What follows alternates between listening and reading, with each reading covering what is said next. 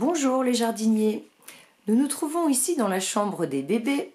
C'est le lieu pour l'instant où j'entrepose tous mes pots de tisane. Il va d'ailleurs falloir que je change bientôt d'emplacement car ils grandissent et ils vont finir par me prendre pour une sorcière avec tous ces pots. Donc là on est en fin de saison, on s'aperçoit que les pots commencent à être vides, il y en a déjà beaucoup moins. Donc on peut repérer de la mauve, on le voit bien. On peut repérer de la reine des prés, celle-ci elle ne pousse pas dans mon jardin, je vais la récupérer dans le Jura.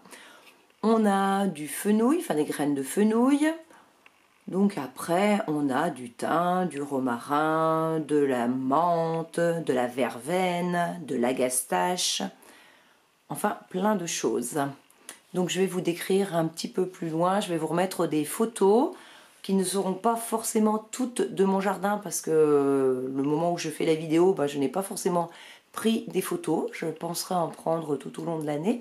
Donc quand je n'ai pas de photos de mon jardin, ce sera des photos que je trouve sur internet pour illustrer toutes les tisanes que je fais chez moi. Alors là on retrouve la mélisse que j'utilise plutôt fraîche, je ne l'aime pas séchée. Ensuite vient la menthe, elle je l'utilise soit fraîche soit séchée. Ensuite j'ai la verveine, pareil, fraîche ou sèche. L'agastache, très bien aussi, alors elle je l'utilise fraîche ou sèche. L'origan que j'utilise plutôt sec. Le thym que j'utilise plutôt sec aussi. La sauge que je fais sécher. Le romarin que j'utilise frais l'été, sec l'hiver. Là, ce sont les feuilles de framboisier que j'utilise fraîches, plutôt fraîches. Ensuite, les feuilles de ronces que j'utilise plutôt fraîches aussi. Le cassis que j'utilise frais ou sec. Là, ce sont les graines de fenouil que je vais récolter. Ici, j'ai de la mauve. Alors à la fois sèche ou fraîche, de l'imbourrache, que j'utilise les fleurs sèches. Alors là c'est la reine des prés, ce sont les fleurs que j'utilise, séchées aussi. Et puis là c'est de la monarde rouge, jamais utilisée pour l'instant, j'attends vos conseils, n'hésitez pas à m'écrire tout ça dans les commentaires.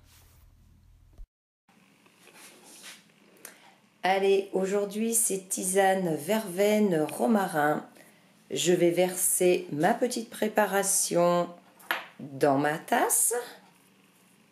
Voilà, à peu près la quantité. J'y ajoute de l'eau chaude.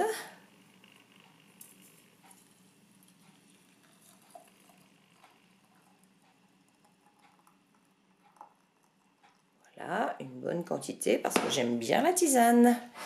Et je vais laisser infuser, je referme et je laisse infuser quelques minutes. Ça y est les amis, ma tisane est prête, je vais pouvoir la déguster. Waouh, belle couleur jaune.